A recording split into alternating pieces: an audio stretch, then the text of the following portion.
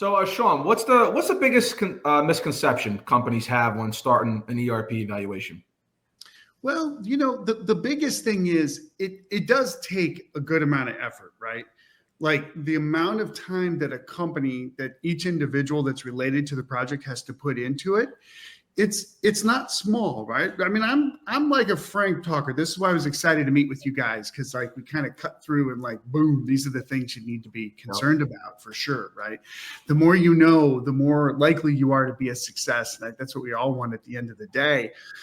But if you think about this, and I've heard different analogies. I bet maybe David, you've got some too. I would love to hear what you think. But when you think about putting in an ERP, you're almost like in an airplane and you're flying, right? You're zooming along. You've got growth going on. You're hiring people. You're getting new machinery. You're getting new space, new warehouses, distribution centers, like you're building as an organization, and then wham, you put in a brand new system, right? I've heard the analogy of it's like being in an airplane and you're replacing the engine while it's flying.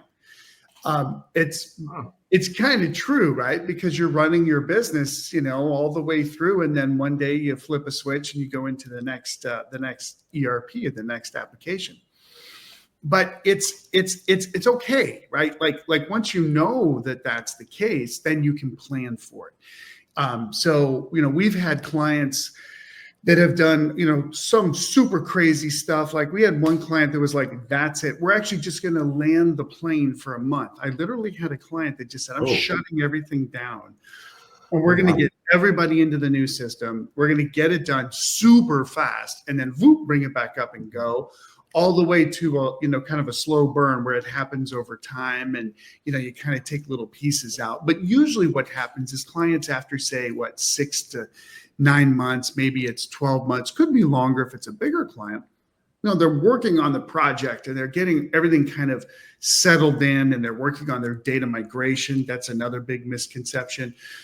They're working on their integrations. They're working on getting the application set up and tested and coded, right? You guys are working on the development side of it and doing testing with the teams, and going through and getting all the final training, and then okay, we're ready to go, and you do a long weekend, and then you switch over. So it's all super doable. But I don't know, David, what do you think on that question? It's a great question. So look, I'll go to the airplane one, but just the planes, trains, and automobiles, I'll go down to the train. I think changing the locomotive out, while you've got your business running, it's on the rails and it's moved in the right direction, but you need a bigger, stronger, faster locomotive. And rather than stopping and switching them out, we'll just build a parallel track through the ERP implementation. And then at that weekend that you're talking about, that long weekend, we've prepped everything. I guess maybe if we go a little bit further, we have to take some of the team members off of the running train,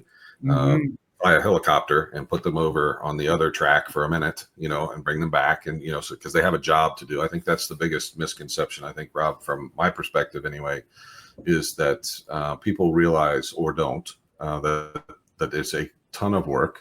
And if they have time to do it, they probably aren't being as effective at their day job, because if you're actually being really good at your day job and busy, you're going to have to make time for an ERP implementation, or, bring in some special people, bring in maybe some staff augmentation for your day job so that you can have the right people participating. So I think the amount of effort probably could be a misconception. But anyway, I like the train thing and changing out the locomotive to something stronger, faster, and doing that in a cutover weekend, I think is a pretty good analogy for that.